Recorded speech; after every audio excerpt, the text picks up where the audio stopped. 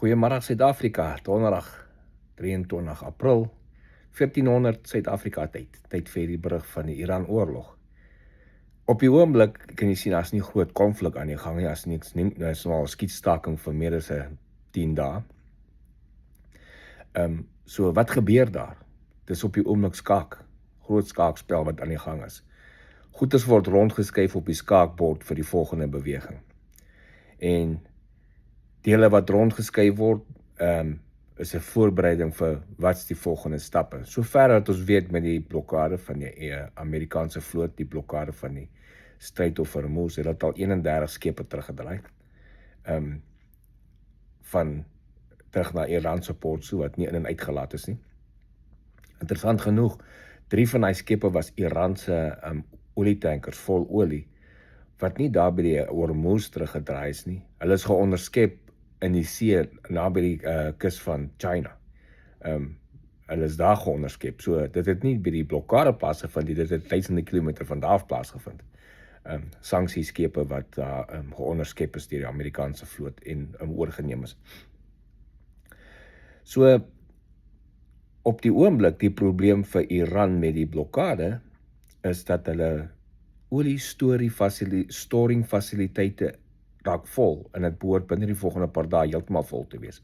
Want onthou, hulle produseer nog steeds olie in die land, en hulle pomp dit daar na Cook Island en aan die ander plekke toe waar hulle stoor wat hulle in skepe pomp en verkoop. Maar hier is die probleem, hulle kan dit nie meer op skepe laai nie, so die storage capacity is nou vol, en as dit vol is, beteken dit al die pompe moet afsit, hulle kan nie meer pomp nie. En as jy daai goed afsit, dan begin jy skade maak aan dit, want daai goed is gemaak om te werk die hele tyd.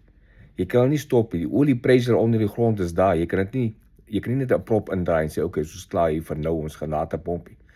So, as hierdie ding nie vandag regkom nie, kan hulle jare se skade op hulle pompe kry, hulle olieboor en hulle pompe kry, omdat die goed nie beweeg nie. Dis 'n groter tragedie as wat net op die oomblik die afsny kan wees vir hulle, want dit kan jare en jare se probleme vir hulle veroorsaak. So op die oomblik met die afsny van die blokkade, is dit nog steeds, hulle verloor 450 tot 500 miljoen dollar 'n dag aan inkomste. Maar dit lyk my nie hulle wil kop, hulle fight nog steeds onder mekaar om te besluit wat hulle moet doen. Hooplik kom hulle vinnig by 'n plan uit vir hulself. So, gister,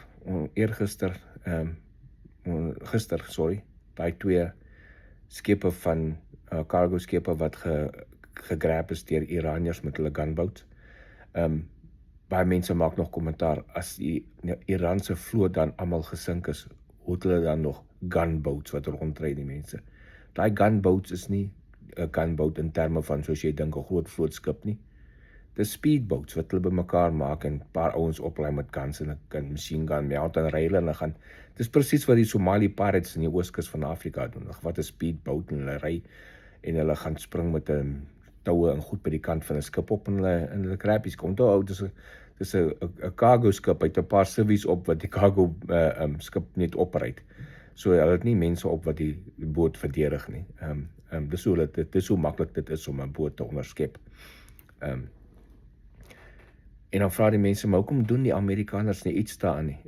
Daar is nie noodwendig 'n breek van die skietstaking reëls nie, want dis siviele bote wat niks met Amerika of Israel te doen het nie. Die skietstaking is tussen Amerika, Israel en Iran. Maar nog steeds, hulle sal nog steeds patrollie doen. En as daai gunboats van hulle dan enige iets in die rigting van Amerika of Israel se assets stuur of doen, gaan hulle definitief gesink word.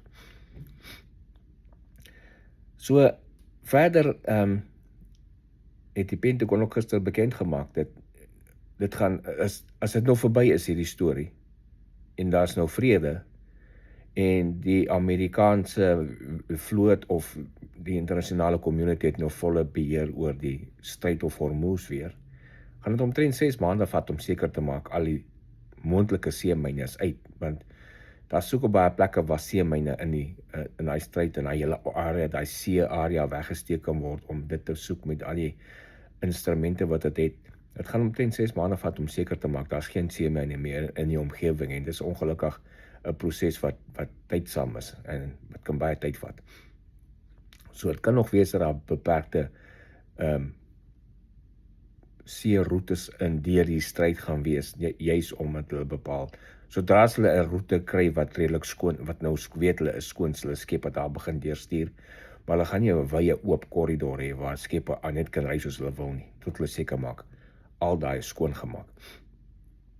Op die oomblik het Amerika die leverage in die onderhandelings, en omdat Amerika die leverage het in die onderhandelings, is president Trump gesê, hy is nie haastig, hy worry nie, hulle kan hulle tyd vat, om aan hulle kant reg te kom, om hulle koppe met mekaar te kry, om hulle infighting te stop, dit pla hom niks.